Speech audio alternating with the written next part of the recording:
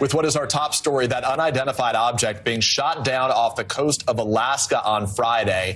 NBC's Ali Rafa is at the White House with the very latest. Ali, good morning. Peter, good morning. Today, the search through ice and snow is underway for any debris from that second flying object in U.S. airspace. This object shot down by an F-22 Friday afternoon at the direction of President Biden while flying off the coast of northeast Alaska. The Pentagon says the object was flying at 40,000 feet, a risk to civilian flights. The president calling this mission a success, while U.S. officials admit they still have more questions than answers, including the unmanned object's origin, capabilities, and purpose.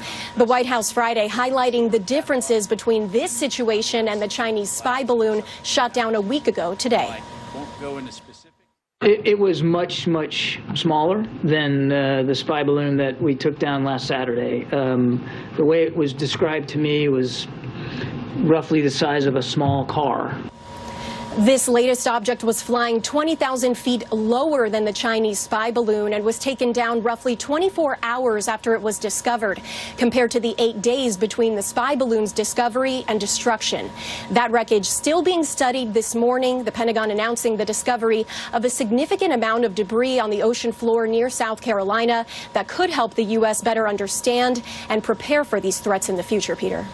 All of it raising a lot of new questions. Ali Rafa there at the White House with the latest. Ali, thank you. Joining us now is Jeremy Bash, the former chief of staff of both the CIA and Defense Department under the Obama administration. Jeremy, good morning. Good morning, guys. Thank you for being here on a big day. So let's just dive right in. 2 objects shot down in 1 week. We don't know what the second object was, but is this a coincidence? What's going on here? I don't think we know yet. I think we're a little bit trigger happy because we have to take no chances. That first spy balloon was a serious surveillance threat to the United States. This one appears much smaller, may not have carried a payload, but I think we're going to be up in the air watching these flying objects very carefully. One of the questions, Jeremy, that was raised in the last several days is how these objects are getting so close to U.S. airspace in the first place. The commander of NORAD just a few days ago said what he described as a domain awareness gap exists, that we don't even see these things until they're right up on our shores. How concerning is that, and what are they doing